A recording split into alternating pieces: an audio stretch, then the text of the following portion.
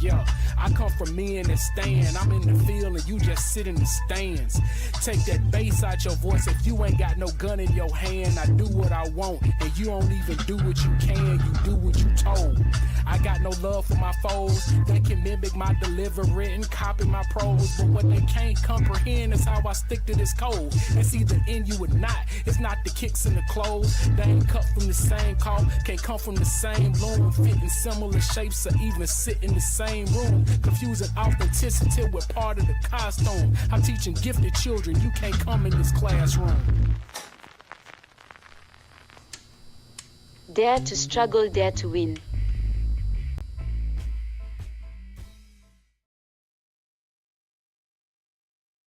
Yo. Welcome back. Dare to struggle, dare to win, episode 25. Cherie, how you doing?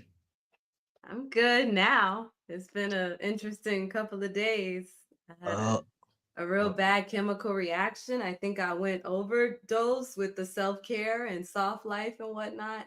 What? And I did too many masks, and then I woke up Monday and my face was all red and swollen, and it was swollen. And then I tried to put ice on it, calm it down, and it was really burning like yesterday. I'm still a little bit red, but it's better now. But yeah, my skin was peeling really bad today. I had to peel. I kind of gave myself on the slick. I kind of gave myself a chemical peel. I don't want to have to go through the process again because now that the skin is eating now, but it was really bad yesterday and they had to give me drugs. So I'm like on steroids right now. Because they had to give me some steroids to calm it down. Because I woke up at 6 and you know I ain't no early bird like that. I woke up at 6, I was in so much pain. So oh my gosh. yes, Ooh. welcome everybody in. This is the Dare to Struggle, Dare to Win podcast with your hosts, Geechee and Cherie Danielle. Yusef is out there with the camels again. I think, he just straight up ditched us. But yes, we are bringing you Black radical politics from a CMB standpoint. I know that you guys are politicized here on Black Liberation Media, but if you could please share this link to a friend, colleague, brother, sister, that needs to get hip on their politics. Word. So coming up, we have the chapter of Sacramento. Some of our comrades over there is putting together a conference, and they're going to come through to talk about that conference and some pedagogies of love. So that's going to be interesting. But before we even get into that, like what you said, the soft girl life doesn't work because you just almost kill yourself. Perhaps, but it kind of does work because I went through a lot of pain and now the skin is looking beautiful. So I'm like, it's the literal definition of beauty is pain. I'm like, now I had a few little scars, they all just peeled off now, and so I'm just like, if I could mess up again, I used to pay $1,000 for that. So I'm like, $1,000. That's I'm like, crazy. yikes! This is I'm still paying it off. It's one of them I never paid back, but yeah.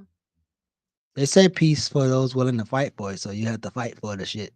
I guess that's how it works.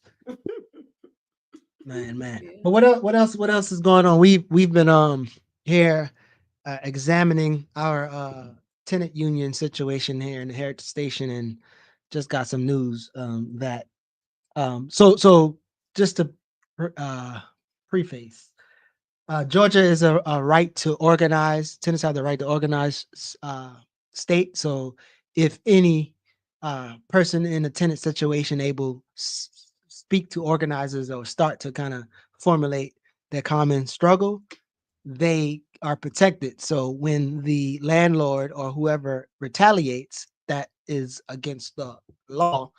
But so we went to talk to some of the seniors at the Heritage Station last week, and already this week their manager is doing some interesting things. So if you watching, we're gonna get you. No, I'm joking.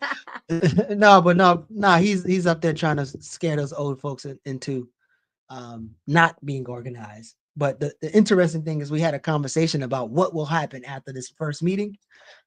Because inside the meeting there was some interested people who probably siding with the landowners and the landlords. So it's gonna be some interesting things. So I think some of the the conversations around, like, again, how disorganized people in power want us to be, and then how they have different methods of making us either fight among ourselves, snitch and tell on each other, or have competition among ourselves to where we don't get shit done. So Hmm. that's gonna be an interesting fight. Right before I'm about to go to Kentucky on Friday for a week long of social ecology intensive. So Oh yeah, I've seen that. Yeah, I think at the resistant build thing, somebody invited me to that. But I was like, oh yeah, in Kentucky. yeah, Oh nice. yeah. Yeah, I'm not there's a gonna be there, but yeah, I'm happy you're gonna be there to represent. yeah. No. Yeah, there's a I guess we're gonna talk a little bit about liberated zone theory out there and see how that goes. But yeah, if anybody is in the Lexington, Kentucky area, make sure you come through and you could kick it with some good programming and some good orgs out there. And then my conversational lecture is at 1 to 3 on Wednesday at 6. Putting liberated zone theory into practice. Um, and then obviously the conference or the intensive is from the 2nd to the 8th. So whole week long being back in the bluegrass state. Hmm. Be interesting. But Interesting. what else you got going on? Or what's Not, been new with you? not too Or much. what, I know you be on social media interacting with some of those non-cultural workers. What's the topics of right now? What people talking about right now? Like I was just trying to brief you a little earlier, some of the big things I just want to give a shout out to Chris Smalls, who recently was kidnapped with some other activists. They went on a boat to try to deliver aid to people in Gaza. And of course, the boat was stopped by IDF soldiers. And yeah, he was apparently like kidnapped, and out of everybody on the boat, I think he was the only black activist on the boat, and he was so far they're saying he was brutally beat up. If y'all know who Chris Smalls is, he is the Amazon organizer for the Amazon Union. So he made it kind of got a lot of popularity from that. He's been very open about his solidarity with Palestine. And yeah, it's just really kind of sad to hear that he was making videos as they were going out. They all kind of had, knew that the IDF would, stop them, but they still kind of, wanted to just try to get out there because, things in Gaza have gotten to the point where, it was already bad, but it's really ugly now. And, the IDF is taking people's food and all sorts of stuff. The babies are just, malnourishment is just rampant, as it already was. And yeah, so that's been a big thing. So, shout out to him. And I really do hope he's able to, make it back, and all of them are able to make it back safe. But, that's just really messed up to hear. But, people, somebody got to do it. So is My this name is Chris Smalls from the United States. If you are seeing this video, we have been intercepted at sea and have been kidnapped by the Israeli occupation forces or forces of the country complicit in Israel's genocide of the Palestinians. I appeal to my comrades, friends, family, to everyone to put pressure on the U.S. government to demand my release and the release of my comrades as soon as possible. Thank you.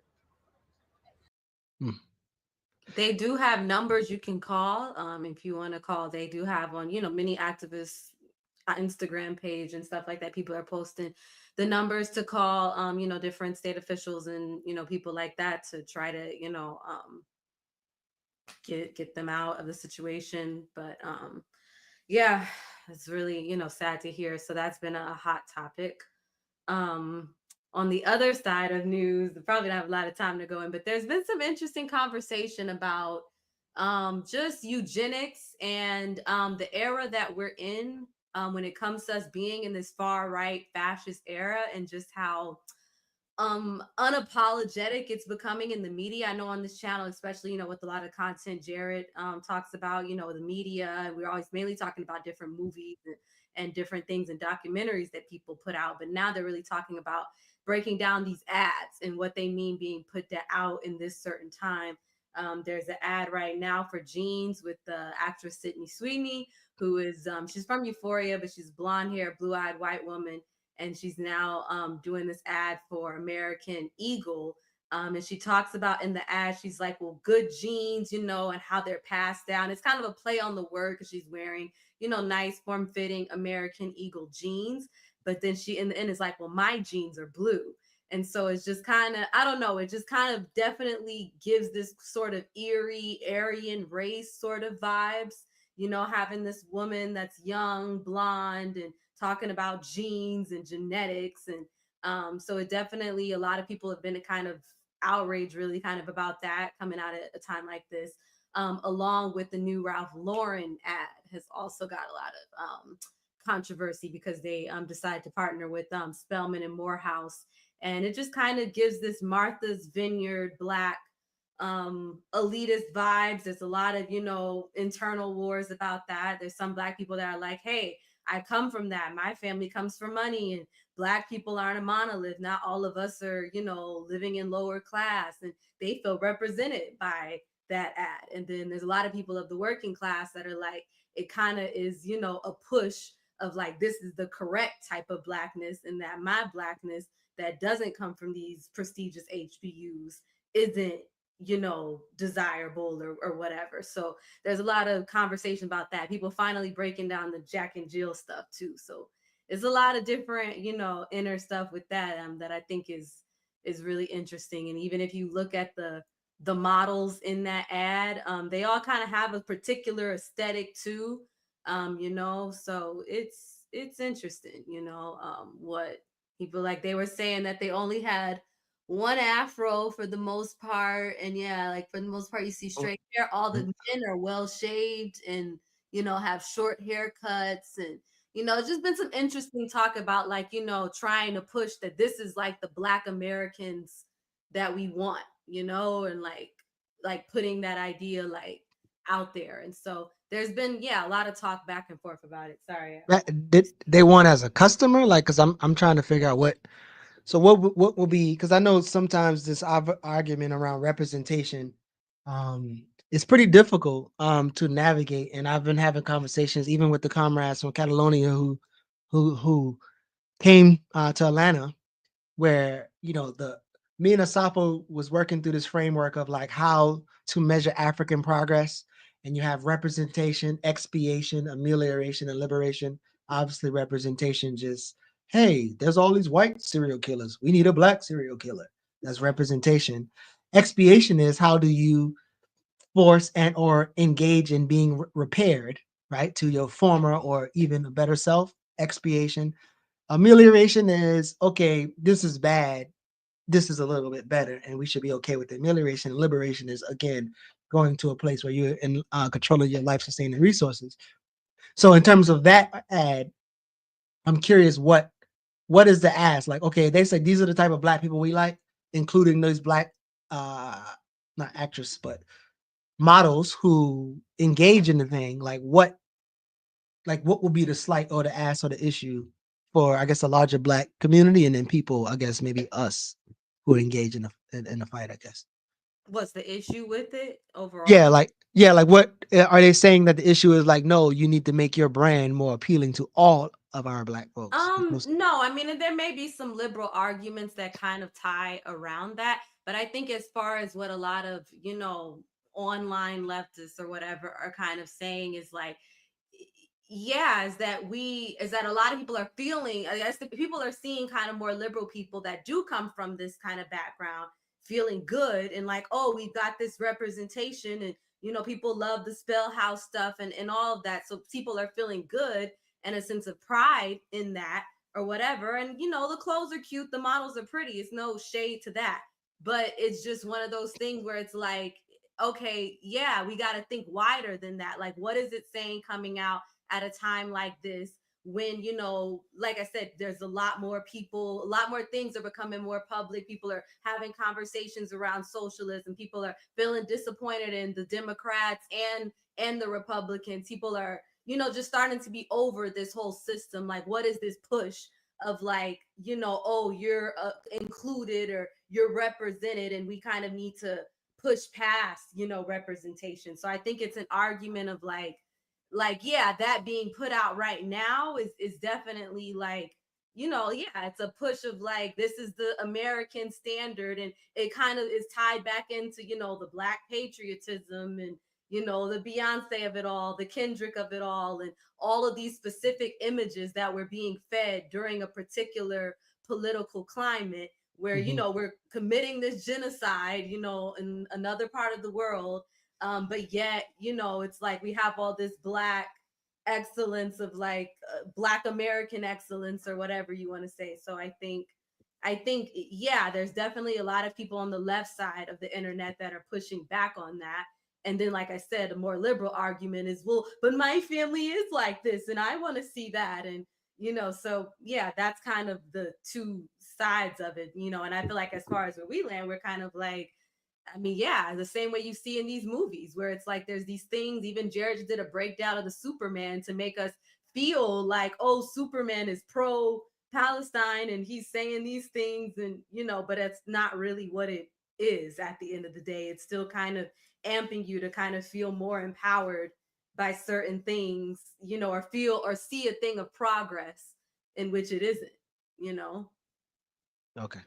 Well, so we have our guests in the background. We're gonna take a quick break and then we'll get into the conversation with the comrades from Sacramento and the conference that they got going on, the Pedagogies of Love. We'll be back. I'm throwing copper at the coppers, but I'm shaking like Morocco. Say my prayers with the pistol, serve the sinners with the chopper. All my buddies got it from scratch. My house had Betty Crocker. His mama owned D. He ain't even get no shot up. Profit is invisible. Profit come from product. He thinking buffet. He can't comprehend no potluck. God bless the child with his own powder to rock. Welcome back, Dare to Struggle, Dare to Win, episode 25. We got our comrades coming through, brother Jordan and even Mel in the background. How y'all feeling? What's up? Peace, y'all. Feeling good. How are you? Doing well, doing well.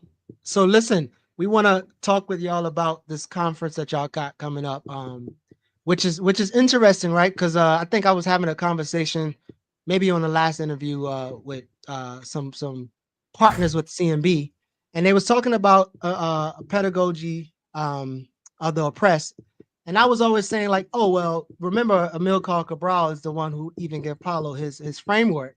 So I want y'all to kind of start off with um even if we don't even talk about like yo that come from us too, but Cabral encouraged a pedagogy of patience and understanding as a correct approach to winning our people over and then strengthen the movement. So could y'all briefly tell us about what is pedagogy of love, and then why do you think it's important for our people? Dope, for sure. Yeah, I can start us off, I guess. Yep. A typical day at Malcolm X Academy will start with us reading "Revolution Is Love" by Asada Shakur. So I'm not sure how familiar folks on the call are, right, with all of the words. I know that that's something that our babies by the end of the first month pretty much have memorized. And the reason why we talk about pedagogies of love is because we are really trying to build revolution with these babies. We're doing a lot more than just even just teaching them the true histories. I think that's at the baseline, right? That the baseline is the understanding that just like, right, Amilcar Cabral in Guinea-Bissau, and just like the Black Panthers in Oakland, and just like the Zapatistas in the Chiapas region in Mexico, and the American Indian movement, right? All of these different groups came together with an understanding that we have to be able to teach our own histories to our own people.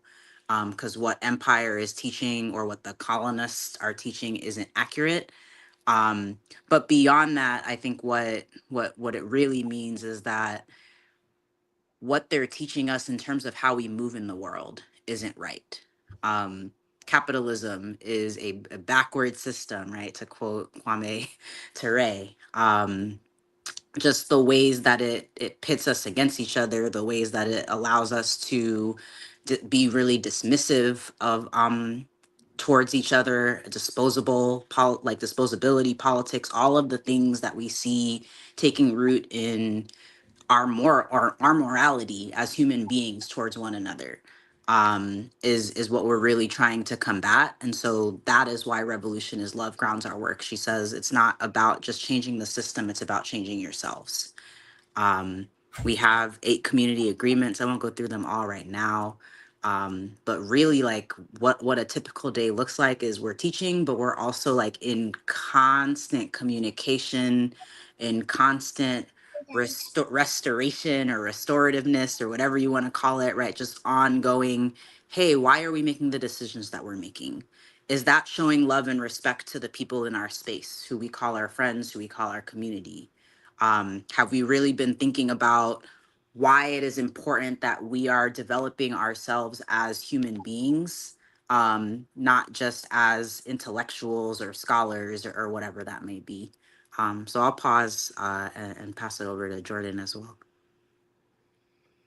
I mean, man, I don't even know what you want me to say after that, sis. I think that, yeah, I know that.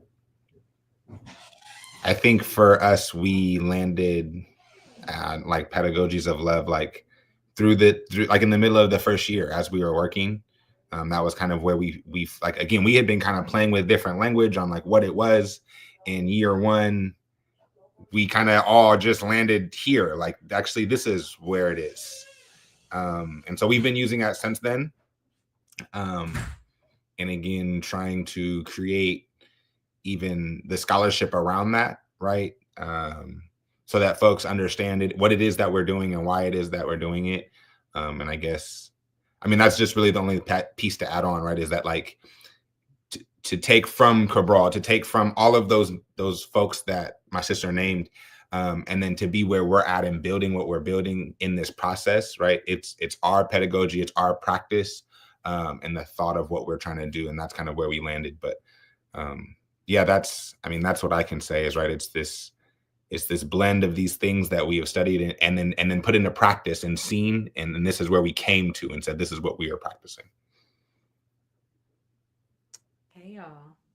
Yeah, I love that poem, Revolution is Love. That inspired my my show, Afro Goddess Part 2, Revolutionary Love. So, and I use a lot of lines from that poem in the show. So that's really dope. But one of my questions, I think, being in the internet space and seeing this kind of strange movement of foundational Black Americans, I've been getting into some interesting conversations about Pan-Africanism. And I know you guys, are very proud Pan-Africans. And, I mean, I'm just curious because I had an interesting conversation with the FBA person I was trying to talk to about organizing. They were just like, well, what has Pan-Africanism done for us as a people for the past 30 years? Because I'm always, talking about, just the importance of global solidarity and being in solidarity with your people everywhere. And yeah, they were like, well, what has been the what has Pan-Africanism done for us beyond symbolism or whatever? And I answered with my response, which they once again rejected or whatever. But I'm just curious as how you guys would emphasize the importance of having a Pan-African foundation, as an org and as what you guys are teaching to the babies, You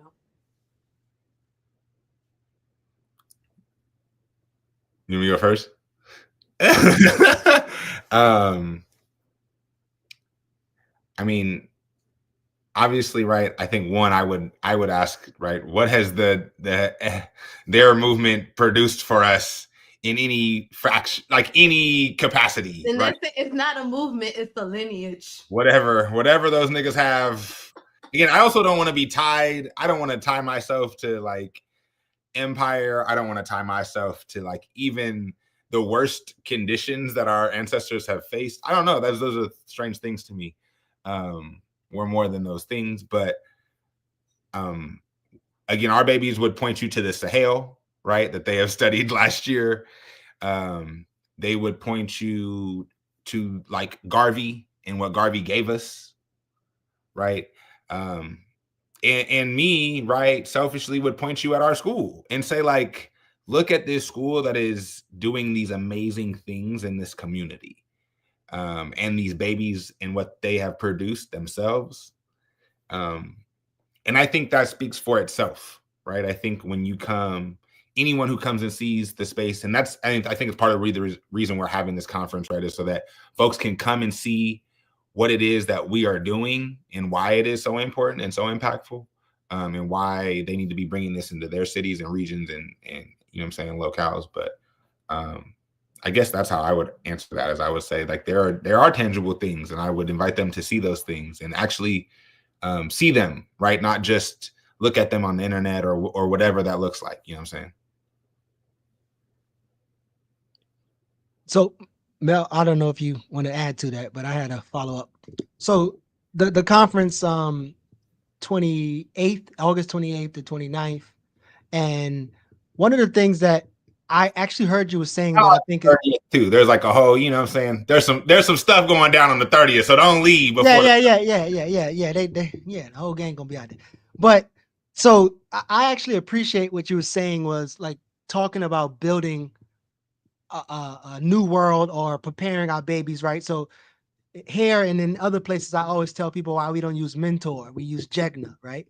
The mentors help young people engage in an exploitive world and not necessarily change an exploited world, and the Jegnas help us change an exploited world. So when you think about being radical educators like yourself, and there's this idea of teaching a particular type of critical pedagogy. Could you kind of speak more about how y'all are teaching the babies the world that they're building towards versus just only teaching them what you're against? And I'm asking that because I think sometimes, and obviously not y'all, but sometimes in African-centered schools, it's kind of like, we are against this, we're against this, we're against this. And it's like the lesson to build and the skills to build what we actually trying to build. Could you kind of speak about the importance of for just as well as what we are against when you're teaching the babies? Yeah. I feel like this ties right back into what Jordan was just saying about the Pan-Africanism question, right? I think one of the beautiful and important things about our school is that it is one of 14 programs that Community Movement Builders Neighbor Program is running.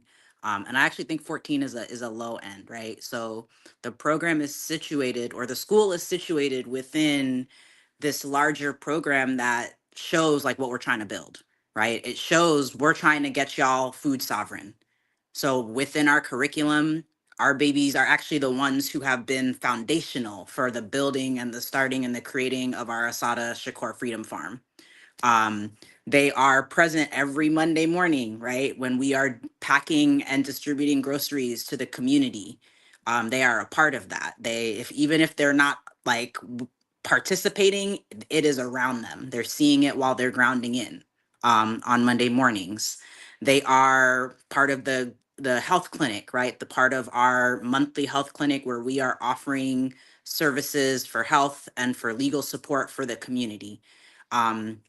And so I say that, right, just because all of our programs are about what we're trying to build. And that is, right, for me, my brother Jordan, and my sister Rain, that is our radical imagination in practice. The school is our radical imagination in practice. And our babies see all the things, right? They see us meeting, us decision making. They see when and if there's an issue, right, with groceries in one morning and how we handle that and how we maneuver that. They see, like, right, again, like how we start from nothing with the plot of land and build it up into this farm, right? And that how that then goes back to the community.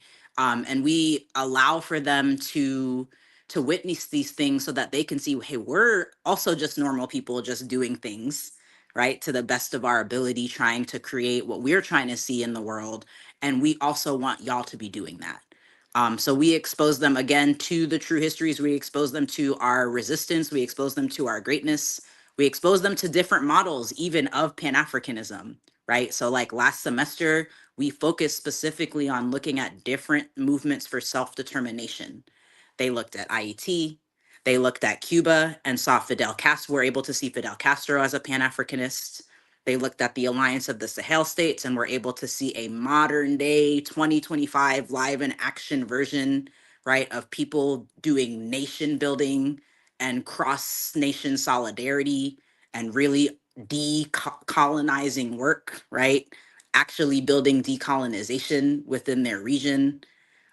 We expose them to the IRA, right? The Irish Army. We expose them to the Black Panther Party in India, right? We make sure that they're able to see all of the different models of what building looks like. And then we try to make it fun for them, right? Like, oh, we're gonna have an art project. Y'all are gonna make a song. Y'all are going to create chat books, right? Out of the things that you're learning, because we also want you to be engaging your interests, engaging your skills and talents.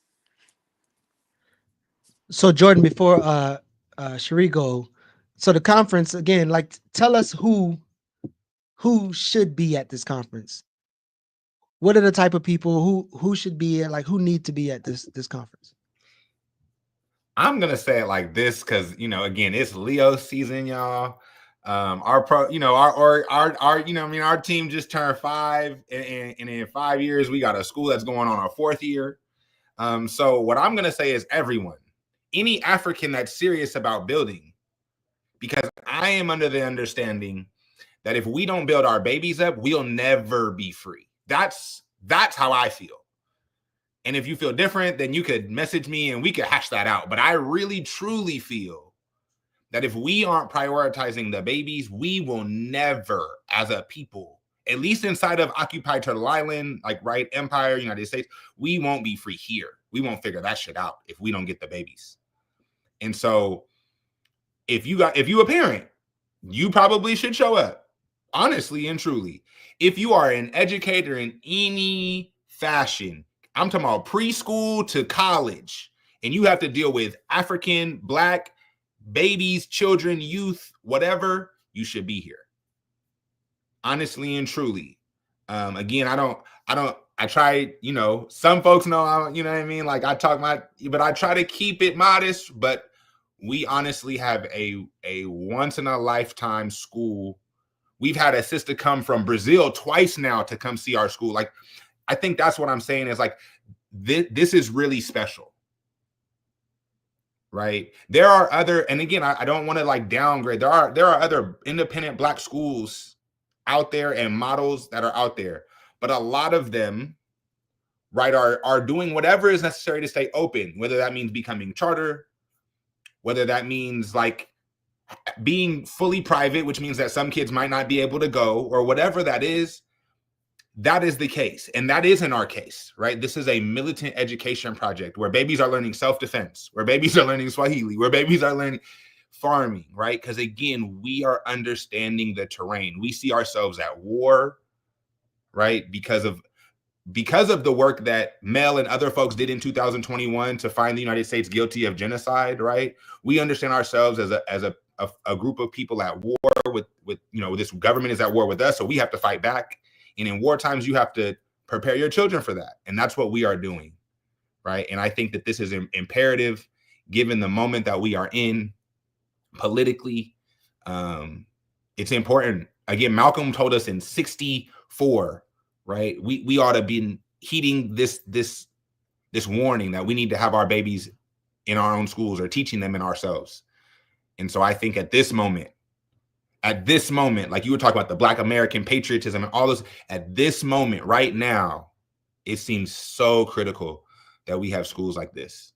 And so I'm going to encourage anybody, especially if you're an educator, but if you have a baby in this system, I'm going to encourage you even still to tap in some type of way to figure out what you can learn from this, because I do think it's important. Dope, yes. So yeah, I'm just curious when it comes to like, because I know the things that you actually teach, but I think sometimes I'm always thinking, because especially right now, I think about like decolonizing the way we view mental health. I'm always thinking about how do you like decolonize like the standard way that everything is, put out to us. And I was a person before I was even left or woke or whatever you want to call me, like in school, I just remember being like, this system isn't right. Before I even had the words for it, but I was like, there's something wrong with the way we're all taught. We all have these different brains, and I may not learn something the same way the kid next to me learns something, but yet we all have to take the same test. We're all timed on the test. Just all of these different things that even while I was in school, I was just like, this isn't right. Like, it takes me longer to answer. And why does that have to be an issue? Like, why you're saying, like, I'm still learning. It just may take me longer to go through a multiple choice test or something like that. So I'm just curious of like your methods on making sure or having a foundation for making sure the kids are picking up the things that you're spitting out. Like, I know you talked about doing like, different art stuff and incorporating other elements, but I'm just curious is like, how do you guys, just handle like, things like, for lack of better word, like a punishment or whatever, like, like, because we, like I said, in school, we would have, a timeout, and we would have all these other different things, like, or getting written up, or, or even when kids fight each other, or, just all of it. I'm just curious as the everyday work that you guys are doing to decolonize the way, we've been colonized to view school and learning. Before you answer that, I'm so sorry. Yeah. As she was asking the question, I thought about this picture. I know y'all saw it before. Like, this teacher with the different types of animals says, for a fair selection, everybody has to take the same exam. Please climb that tree. but well, go ahead. My bad. I didn't mean to interrupt. But go ahead. Yeah, so that's on point though. Yeah. No, you're good. That's so true though. I mean, so we don't have grades at our school. Both in like some of our babies who have been with us since the beginning, like might go out into the quote unquote public world, and someone will be like, what grade are you in? And they're like, I don't know. Right. We do track ages, and right, there is a transition and a pipeline into high school, and like we move through levels. And so all of our babies are really cared for according to where they are at, especially when it comes to their core skills. If someone needs a certain level of baseline in math or a certain level of baseline in reading, then they are going to get that support for what it is, whether it's addition, algebra, multiplication, 1 + 1 = 2, right? Whatever. And I think like in contradiction to like a lot of public schools where it's like, we're just going to move you forward. By the end of second grade, you're supposed to know how to do X, Y, and Z. And if you do well enough, or if we don't care, we're just going to move you on to third grade, and we're going to keep teaching you the next things. And then you're going to find yourself in high school in pre-algebra, having no idea what's going on, but you're there, and then you hate math, right? We really work with our students, and have been able to even see our students who struggle specifically with math, right, internalize that and be able to even share with their peers when their peers are down on themselves, like, it's okay, it's not about doing well, like it's about levels, like we're not at the same level, right? And they're able to have those conversations with each other. um for quote unquote punishment, I think like we are a community school, and we practice restorative justice, right? Those are two very simple sentences that I think a lot of spaces feel like they can say they're doing, but are not necessarily actually doing in practice, right? I know that the term community school has recently been co-opted by the United States government, one of the many Black Panther Party things that has been co-opted. And you'll see, right, across the state of California, especially, there's hella initiatives to fund community schools and change yada, yada, yada, right? But really what that means for us is when we handle conflict, we're sitting down at tables with family members who have probably already been aware of any kind of tension or any kind of conflict happening with their student, and another student who is aware of where their student maybe needs to learn and grow and take accountability, and also aware of where other students in our communities need to learn and grow and take accountability, and are able to like reaffirm some of the things that we talk about during the school day at home. We are engaged in a restorative process, which is not we just sit in a circle one time and we talk about it and it's done. It's a real ongoing forever process of like, hey, we noticed this behavior. We're going to talk to the baby about it. Why are you doing this? What's going on? Is it related to a basic need? No. Is it something that we need to, is it something that you don't understand that you're doing is actually really harmful? Cool. Now you have an understanding. Are you still doing it? Okay, well, what now does accountability look like? Why is the other student reacting the way that they're reacting? If you are constantly encroaching on their personal space and then they're yelling at you, right? There's two harms happening there, right? But we're able to allow students to recognize where all of the accountability needs to be happening. And then as we move through the school year together, the students really take it on themselves even. So just like the Black Panther Party, we have a Student Justice Council. And really by the end of the school year, the students usually amongst themselves will come to us during free play and be like, hey, Miss Mel, we need to have Student Justice Council because yada, yada, this person and this person are arguing.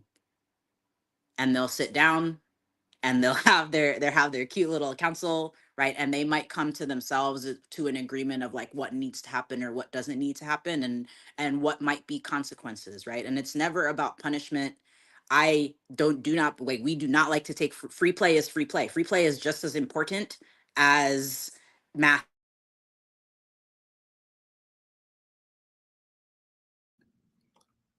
As math and English and all the other things. That's what my sister was saying. I don't know what happened. See, y'all start talking that black shit. Y'all gotta go, bro. Y'all gotta go. What is school y'all playing? So really quick, I'm gonna ask it, and when Mel come back, they can keep building on that.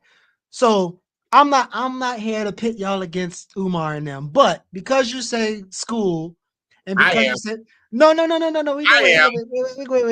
Well, we're gonna say Jordan, the real Prince of Pan Africanism. No, I didn't say that, but I am here. I am here because this man did come to Sacramento while we had a school and said that we should have a school like his school, and he doesn't have a school. Mel, my bad. Sorry, y'all. I can't hear you, but no, you can't hear us now. No, we could hear you. We can hear you. We can hear you. Go out and come back. Go out and come back. All right. But so in the chat, they're like, Frederick Douglass Marcus Garvey Academy. That's part of the question. Like, we know there's other Pan-African schools out there. That one is properly known, but physically not really seen. There's an old building in Delaware. It's not existing. There's no babies. Right. But there's an old building there and whatever. But the larger argument around African-centered schools, Pan-Africanism, is captured in the minds of people as whatever that shit Umar talking about. So I want you to clarify that real quick. But also, Leah has a good question. It's part of the outreach for the conference, contacting other independent African schools in the U.S., Ujamu Shula in D.C. I think there's one in New York too, and internationally to attend.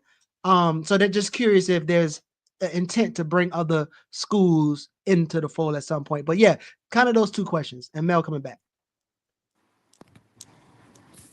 Okay, so clarify the question around Umar just for me. So not to like, again, y'all can pop however you want to pop, but I think sometimes we be in these spaces and we have like dope comrades and we organizing our people, but sometimes I think we miss the barometer of how many people fuck with us, and it's normally a really small bank. And then when we think about Pan-Africanism and African-centered school, when Umar get to pop his shit on Breakfast Club, that's what people think Pan-Africanism and African-centered school is. So I wanted y'all to make sure y'all like, nah, nigga, that ain't where we at. But also, what's your plan for outreach into other schools? Like, is there like an outreach effort for other groups doing that work? Go ahead. I think the difference in what he's doing and what we're doing is that we have a school. We exist, right? Like in all reality, in the time frame that he has been talking about and organizing, or fundraising, whatever, for his school, you know what I'm saying? We, a group of niggas who have never been on Breakfast Club, who have never been to any of those platforms that he has been on, have opened a school and ran it for 3 years. And in addition to that, handed out groceries, giving out health clinic, right? We've done these. That's Pan-Africanism. I don't know, whatever bruh practices over there, I'm not sure what it is. That's between him and his ancestors. Straight up. Like, I don't know what bruh does. I've never seen nothing tangible that I could be like, yeah, that's what I rock with. That is an understand. not again, not what he's saying. What he's saying sounds great. What is he doing? I've never seen what he's doing that translates. So in as far as like what our school is doing to what his school is doing, there's a school existing with babies in it, doing things in their community for their community, really learning. That's the difference. Maybe he has a great idea. We have materialized and actualized that shit with no funds. That's the difference. As far as like outreach to other schools, I think we've always been open and tried to do that. I wouldn't say that like we've always had the warmest receptions.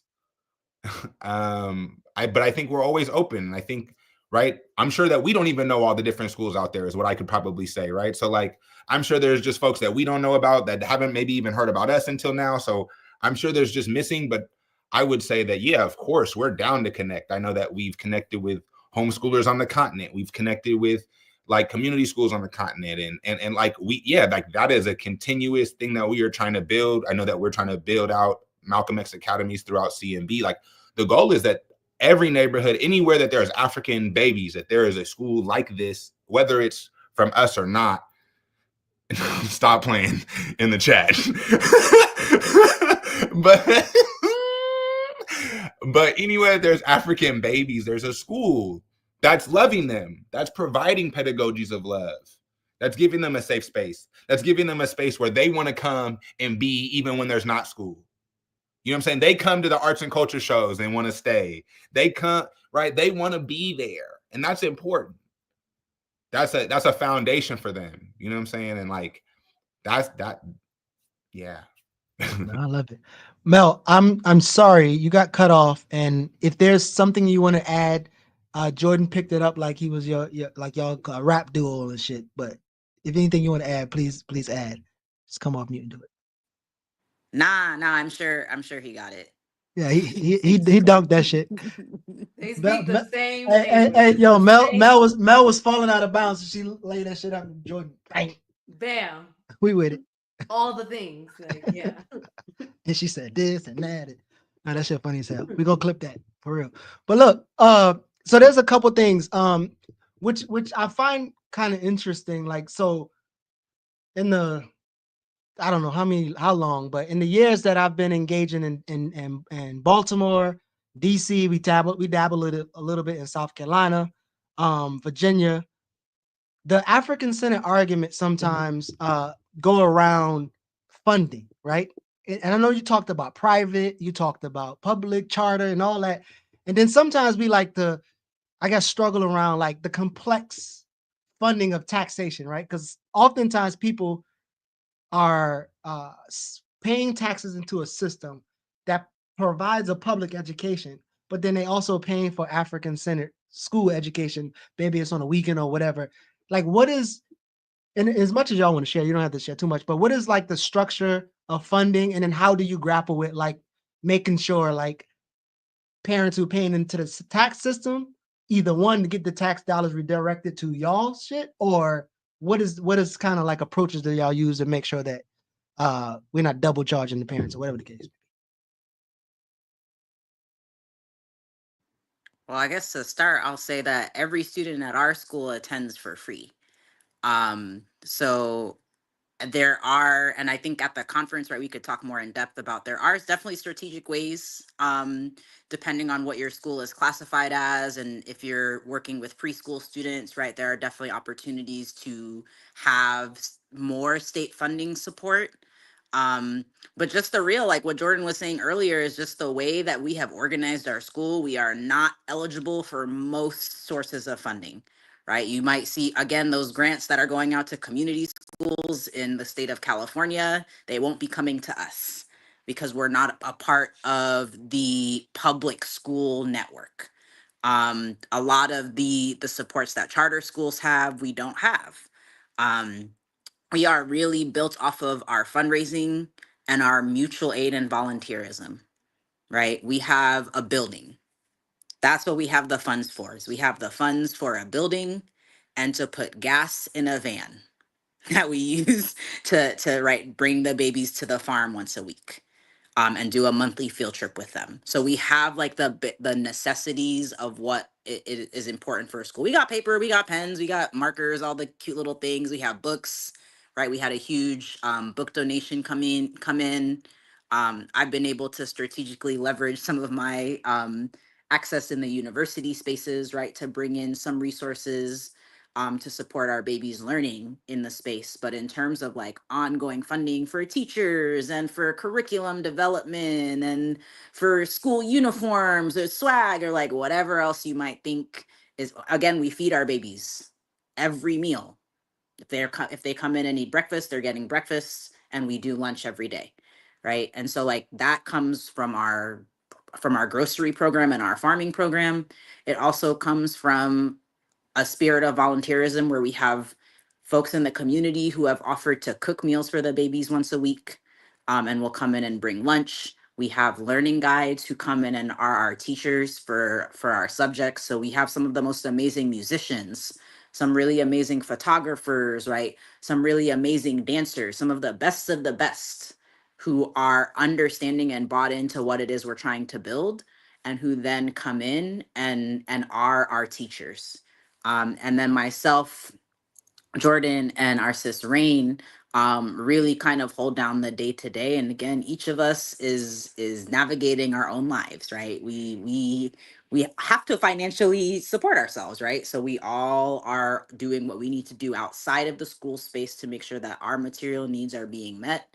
And then when we come in, we are the ones doing the curriculum. We're the ones doing building the curriculum. We're the ones doing the delivery of the curriculum.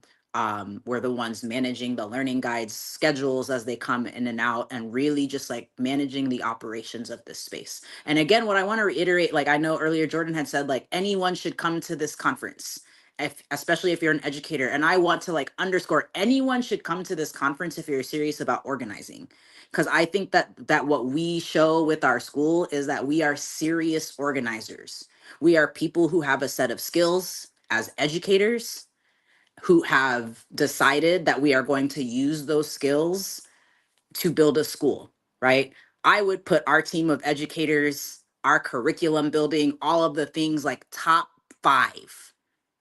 None of us have a formal PhD, but I put us up against literally anyone nationwide in terms of like the intellectual thinking and the real analysis and understanding of pedagogies, and like what it means to be a school teacher, easily hands down, right? And we put that into practice. There might be a group of really amazing doctors, right, or healthcare workers who could come to this conference and still get something out of it. Because what they will see is like, oh, here's something I'm good at. Here's how I can operationalize it to build a hospital for my people, right? Here's how I can understand, like, oh, when I have like some free time on a Tuesday between these hours, here's how I could be, right, navigating it to be able to provide this type of healthcare support to my community. Oh, if I get like 3 other doctors who know how to do the same thing, who are about it, then we could maybe have it where we have clinic hours every day, and we're able to offer dentistry, and we're able to offer blood pressure checks, and we're able to offer optometry and all of the things, because we are 5 doctors who have these skills, who have chosen to use those skills towards our people's self-determination, right? And we know how to Google and look up codes, right? And look up laws and policies and requirements, and like really make this shit happen. That's what we have done, right? I think the Instagram looks fun. It looks cute. It looks like a good old time over at MXA, and it is, but like we are organizing our asses off daily to make this happen. Ooh, all right. Yeah, that was inspiring. I'm like, I need to step my organizing up. Ooh. Um, okay, so yeah, just one last question. I'm just curious on like how big the school is now and where you plan to go. Like how do you plan to like expand this? And I know obviously the conference is kind of a helping of more people learning about it, what you do, and I guess obviously to grow and be able to support more people, have more babies, or inspire other places to set up shop. So I'm just curious, it's like, you know, what is the overall goal, you know, as like the next few years, or, you know, or when it's time for you to pass the torch to somebody else to like do the main organizing to keep the school going. Like, I'm just curious of that, like where you are and where you want to go. 100%.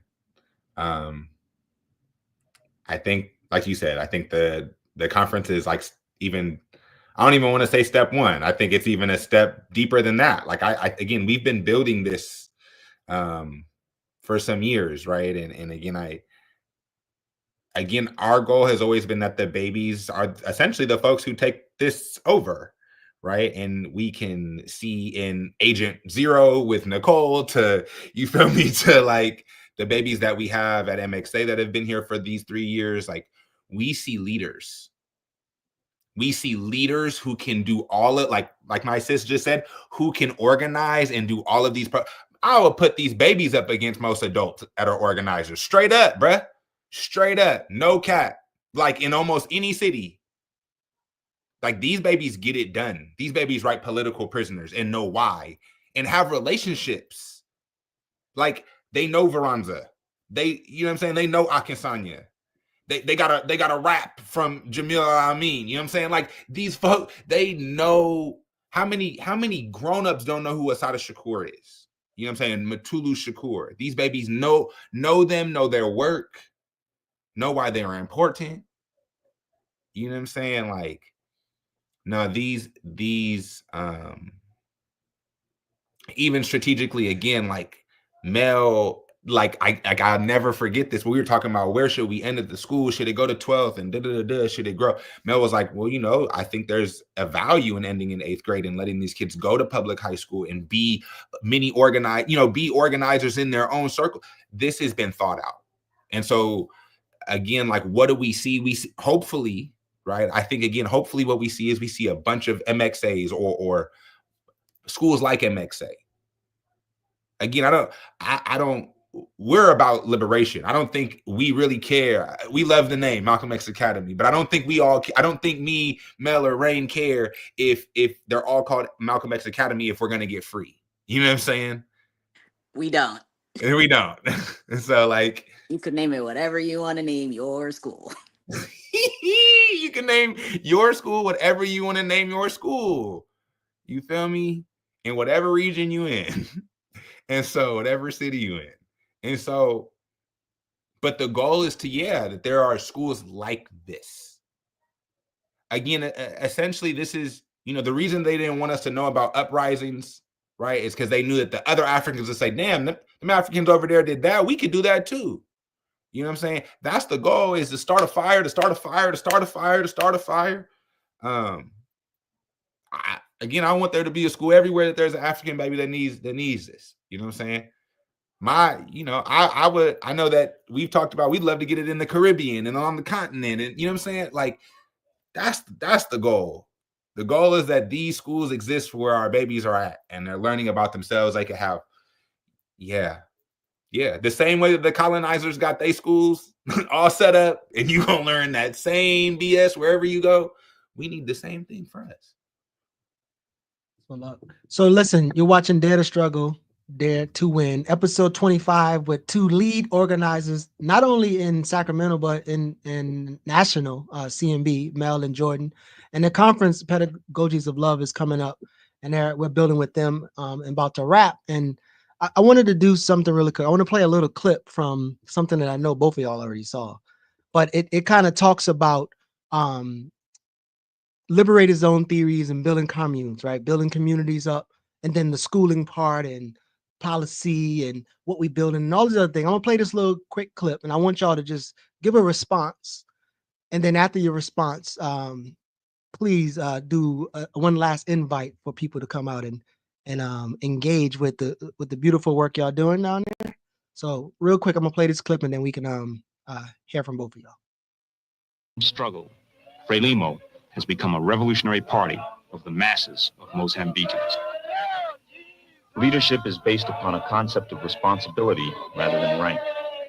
The leaders are called responsables, which in English literally means the responsibles.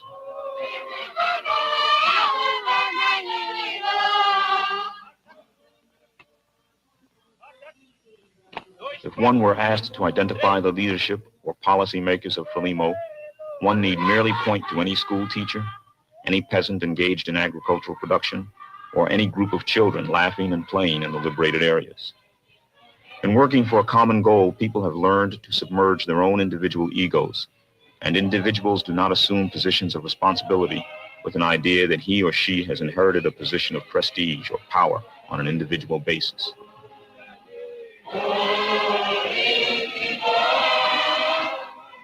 Very often, people are reassigned to different jobs and different areas of responsibility.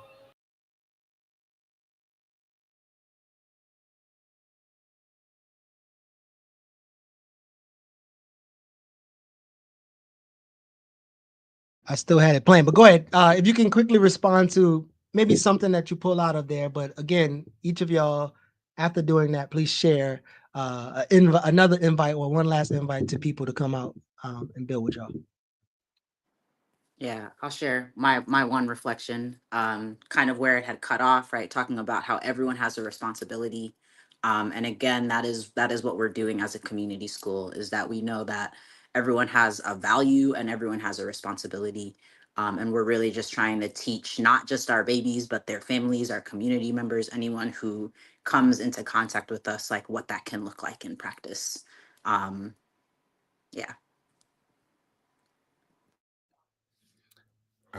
Similar, right? The responsible ones, not in a position of like authority or like I'm over you. And that's something, right? Again, revolution is love. Revolution means respecting and learning from your children.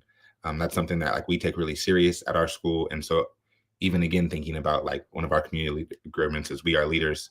Yeah, the responsible ones, right? I think ultimately, like people ask us that all the time, like how do you do this? How do y'all have this school? How does it, right? And it's like, yeah, right. Mel, myself, Rain, the other folks who have stepped up at this school, they have decided to be the responsible ones, right, for our babies. And I think the thing is that we've always been open arms, and we've continued to ask the community to come in with us, right, and continue to pour in with us and be the responsible ones with us. And so, like, again, that's going to be the call that we're asking, right? Again, we're asking y'all to come see what this is about and take that step into becoming the responsible ones, to be responsible for these babies. Because someone has to be responsible for our babies. Someone has to be responsible for the African babies. And if it's not us, then who gonna do it? So, yeah. Of it. So as y'all know, this platform is just as much as y'all's as ours. So anytime y'all need to come back, chat, talk about anything, you always welcome. Appreciate y'all coming through, and we'll see y'all soon. Peace, y'all. Thank y'all. Africa is rising. Great. So another dope interview. Had a little light build prior to. Yeah, what type of thoughts, reflections that come up for you as we wrap up the show? Yeah, I think Jordan kind of linked it together as far as even some of the stuff I tacked on during the light build is like at a time like this when we have, so much propaganda from everywhere, trying to like align us with the American project and ideology and, and just the whole, I guess, white hegemonic, system. I feel like it's so important to have something like what they're doing, at the school and having, it be an example of, how to work together and, and really organize to, help the community be able to, I guess help each other and build that kind of like self determination. So I think they build in like a dope foundation that I do look forward to seeing how it can evolve and continue to grow and yeah, it was just interesting because I mean, me as somebody who's always been anti-school, I think it just is interesting to hear about something like that, yeah, because I was really the fact that I was always anti-school still makes me think like, wow, I was very pre-positioned to be like a black radical, but I didn't even really know it. But I think it started with my distaste for the order of the school system. So I think to be a kid and already kind of grow up in an environment where that is constantly kind of antagonized is definitely interesting. Yeah, I think kind of to your point there, I like the way that it's very clear that, people probably won't, especially in that school, the babies that's coming up through there. And I look forward to some of the success stories. So as the babies matriculate into older age, like how they are able to apply those things, but also just like uh grapple with their experience as young people being exposed to a particular type of education, because it's, again, it's more than school, right? Even as I hear people say, oh, hey, I don't like school, that's great, but education is something different and it's expansive. And as we talked about many times, like if the purpose of education is to solve problems, which some people would argue some other shit, um they are at least putting forth that they are putting African children in a position to solve African people's problem. And I think that's important. So even grappling with the grade thing, them not having a grade or what grade you're in, I think that's some utility to that. And but obviously they have ways of measuring the students' progress, and you would learn that whenever you go to the conference and see how they are measuring students' progress, how they're seeing growth, what type of uh, pedagogical structures and infrastructures and frameworks or styles, if people ask styles they are teaching. And I saw some of the report cards, and Jordan even shared one of them. I didn't want to share it because it had a child name on there, and so I don't really want to put anything like that up. But the ways in which they talk about arts and different cultures and different things that are important to them, it helps lay the framework for those young people to engage in something, as we said, like, so there's music, dance, photography, holistic wellness, right? So there's those things. Then there's culture, history, uh Swahili, farming, self-defense, and then communication or communicating their feelings and needs, right? So you can see there's some emotional intelligence up in there. I'm working in community with friends and learning guides. They have math, arts, reading, and writing. And so there's, again, there's a lot of artistic expression within that curricula. And I just think that's fascinating, because you're learning and adjusting to how young people learn. And not to say that all Black children have to use the arts and that they don't, whatever. But I think that was important. And yeah, so yeah, I'm just looking forward to see what spawns from that. And I'm always willing to grapple with, kind of the question that I asked around what exactly are we preparing, um, or when we're fighting the state or we interacting with the state, how are we navigating the climate that we're in, right? So whether it be if your people are paying into tax revenues, and I think it's beautiful, they're like, yo, the students come for free. So we're not charging you a whole nother $200, $3,000 to do a thing, and you're still paying resources in the tax systems where your kid is not being educated in the public system that you're funding, right? And so some people I've heard in the African Center movements like we don't struggle for public policy. We don't really do well. Again, if you're throwing away the funding, there's a way to contend with that. And I think again it's beautiful that they could explain to you, like, organizers, even though organizers also work for tactical changes and non-reformist reforms, but in terms of building your own, I love the way that has been relayed in that interview, in that conversation. And then the last thing, I do also appreciate when I ask them, like, okay, what are you against, right? Because that's what we normally spend a lot of time on. But not only what are you for, and then the methods you take to build it, as they talked about all the programs they have, and all those programs is what they're saying is pointing to their politics and the society that they want to build. So they're able to help the young people and all the other people they engage come to an understanding of the political trajectory that they're trying to go.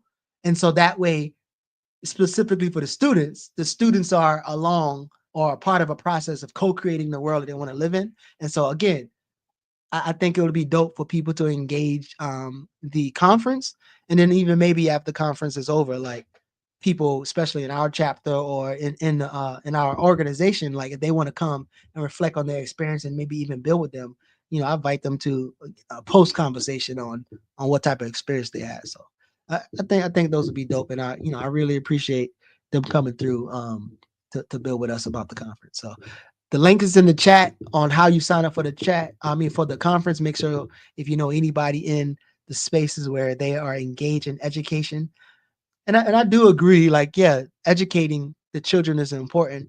And I also think that educating people that the children interact with is important too, right? So you have to, organizing is a whole bunch, and people who are specifically focused on the children, it's a beautiful thing because that's a lot of work. And in organizations, I feel like there's other people that might be focused on adults and systems and whatever the case may be, but all that together creates a better world. So anything going on before? Go ahead. I'm sorry. I Go was ahead. just gonna add on, and then the way that, because all these kids have parents, like, I mean, obviously the parents have some level of alliance when it comes to the movement because they put their kids in the school. But then I think it's also they probably went through similar traditional school systems, so it kind of opens up their radical imagination too, because then they have to communicate with the school and go with the methods that the school has for it may adjust and even kind of change the way they parent in some ways too. So I think of that too. And then I was also going to say the element of the arts is important because although I went to a regular public school, I did go to an arts high school. And I think that even like that was really the thing that kept me so aligned in school was, having that art be a focus. And so even though, yeah, it's like, so having arts involved, I do think it is important as well. And what you were saying too with the emotional intelligence, all these things that's like, yeah, if you could have more of that coming up. I definitely am curious how it leans into you being an adult and like navigating the world, because even as an adult organizer coming, doing work every day with organizers who didn't come from this sort of background, it's like, I wonder, what are their differences once they're actually like adults and trying to organize versus us, and kind of what the things that we're working on now with, as far as how to, not have hierarchy and how to sociocracy and all this other stuff. Are they going to already have a lot of those elements or that mindset, kind of already there to kind of know where to go when it comes to trying to organize for bigger things? So, yeah.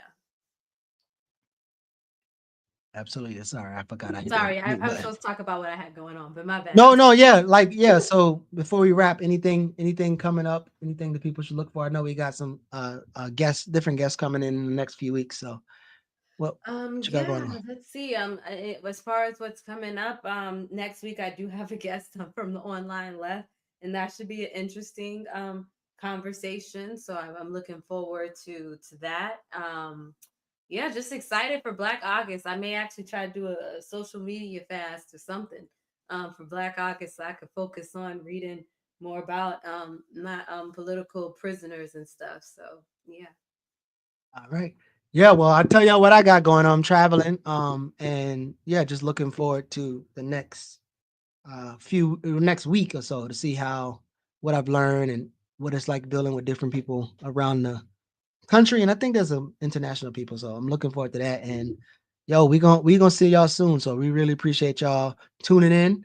For the people who rewatching, you're late, but it's all right. So get in the chats and comment some shit and talk some stuff. And we'll have Cherie in there checking y'all to make sure y'all do something accordingly.